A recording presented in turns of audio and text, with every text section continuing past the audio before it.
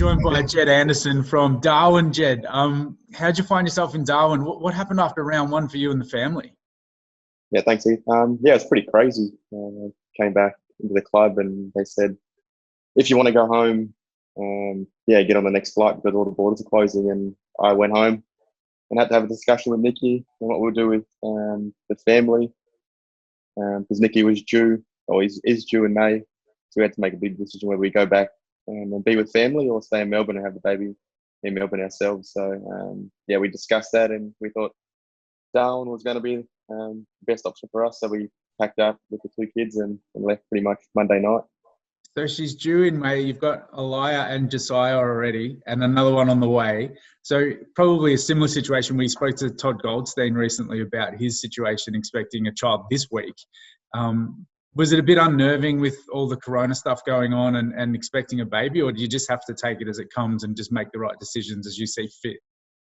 Yeah, it was a bit nervous. We had to talk through what was best for us and sort of pretty worried about getting on the plane with the two boys and Nikki almost due. So we discussed that and spoke about who would want to mostly be around and our family was the best option. So we came to that decision and didn't look back on that. So Nikki's okay? She feels okay with it all?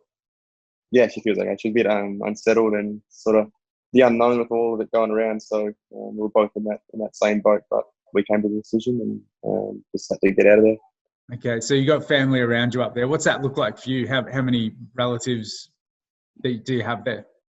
No, we got pretty much the whole family up here. I've got my 3 sisters and 4 brothers, and then Nikki's got her brother. 2 brothers and sister, plus her mum, dad, and all the rest of the family. So everyone's up here that we're fairly close with, and we can sort of bounce off everyone up here and have a lot of support when Nikki does go into labour. Someone to look after the boys. And technology obviously keeps you in touch with everyone, all the teammates back home, the coaches and stuff. I understand the players and coaches have been having regular team meetings. Yeah, we have been staying in contact, keeping everyone upbeat and going through our sort of training programs and sort of a bit of banter, keeping the vibe up and sort of keeping in control what we can control, really. Is there any other players that you know, AFL players, have gone back to Darwin that you've spoken to or seen or anything like that? Yeah, there's a few others. There's Brandon Parfitt up here. Ben Long flew back the day before. Mallee Roses is up here from the Gold Coast, and I think they made their decisions to come back as well to be with family. I think home is always home, and that's where you're most comfortable. So, being from the territory, most of the boys do come back. Absolutely. And what are your instructions in terms of staying fit? Like, what can you do up there? What have you got a home gym set up there, or anything that you can utilise? Yeah, I got the home gym, boss. We got an oval fairly close, so head down there, do most of the running, and then do most of the weights back at home. But it's not as strict as what the rules are down in Melbourne and that, so still a bit lenient up here to what we can do. But still being very mindful to stay sort of isolated with ourselves and have a kick with the family or brothers and sisters. Yeah, it must be hard doing the training on your own. I suppose it almost like takes you back to some sort of pre-season campaign or off-season campaign when you guys go on holidays. Is that what it sort of feels like? But it must be weird because you played one game and then you're back on sort of time away. Yeah, it does feel weird. It's sort of taking as sort of the off-season program and doing everything we can to stay fit and healthy, because when we do come back, it's going to be a quick turnaround to playing, and even in that case, we're going to be turning around to play sort of 4 or 5 days after if that's the case. So got to stay reasonably fit and healthy and keep our body in good shape. But yeah, it is very weird training on your own again. So have they told you, the coaches or Brady Rawlings, have they spoken to you about if they do get a green light for the season to start, whether it be in June or July or whatever, that it'll be a quick snap decision that you'll have to come back, be ready to go? You might get like a 3 or 4 week training campaign before the season starts in earnest again? Yeah, we spoke about that and just said, they pretty much just said be ready and sort of get down to business when we do come back, because it's going to be come along very quick and we're going to be playing sort of pretty much straight away after sort of a few weeks. So be ready and come back in the best shape you can, because we're ready to play and ready to kick the season off. And is that a hard thing to gauge whether you're ready, because you can't really train with anyone else? Obviously, it's a lot easier when you train with someone else because you can always pit yourself against them. Is it harder doing it by yourself? Yeah, it is, because you got no one to push you along. Sort of, normally you train with 45 other boys and sort of don't want to be last, or you're putting everything in, and sort of it is hard, but you got to sort of push yourself here as well to get most out of every little session and everything. You can make yourself better. So there is that little bit of improvement to coming back and being ready to kick the footy and get into games. Jed, I also wanted to ask you something I've been wanting to ask you for a long time. With your aggressive style, well, not aggressive in terms of over the line or anything like that, but your attack on the ball, your attack on the man, where did that come from? Is that something that you always had as a junior?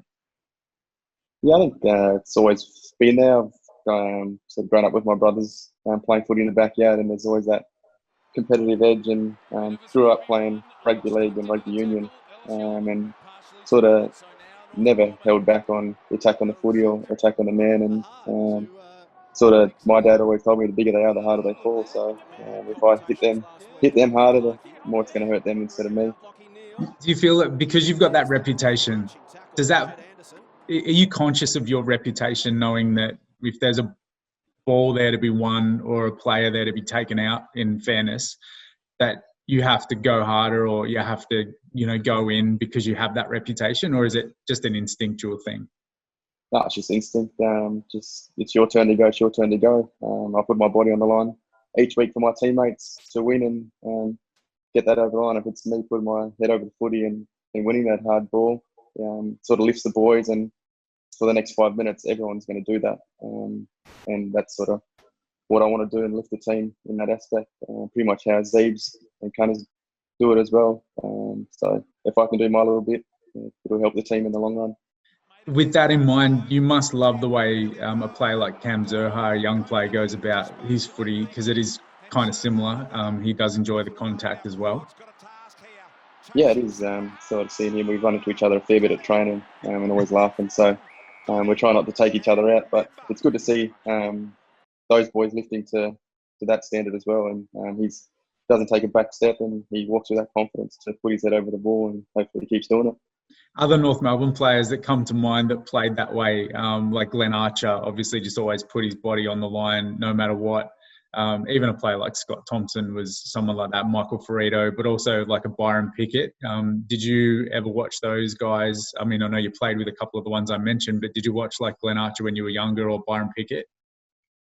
It wasn't until I really came to the club. I always knew about Byron Pickett. He was always that hard hitter. But coming into the club, you see the other guys who have sort of made that sort of shin bone of spirit footy and put their body on the line each week for their teammates. And if I can replicate that, I'd be happy to do that each week, just as much as they did.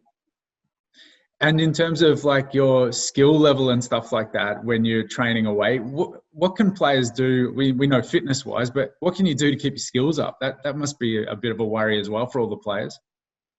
Yeah, that's the hardest thing, but you just got to keep kicking the footy. It's more about kicking your legs in and sort of kicking the footy around. Everything comes back and stays natural when you do come back to training.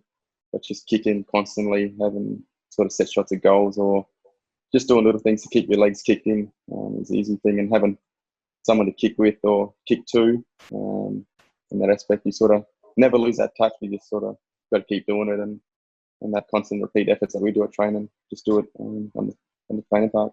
And what about the environment up in Darwin? Are people taking it fairly seriously up there? Like, are all the stores closed? And is it similar to here in Victoria and other states?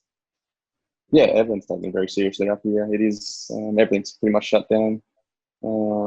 Everyone's sort of getting out for their daily sort of walks and that, but it's fairly quiet around the streets, and still 35 degrees and 8% humidity, so it's still stinking hot, but everyone's taking it really seriously, and I think the government's doing a good job to keep us all safe and not let this thing spread up here, because it would be dangerous to get out into the local communities up here, because the sort of Indigenous population is really, and the health is fairly hard out in the community, so they've got to keep those community guys safe and make sure it doesn't get out there, because it will have a big impact out there. Absolutely, mate. Well, I can see that ceiling fan above you working overtime there. It must be bloody hot up there. Thanks so much for allowing us to check in on you, buddy. It's great to see you doing well. All the best to you, Nikki, and the boys. When the new arrival comes in May. No worries. Thanks, Steve. Thanks for having Thanks, me. mate.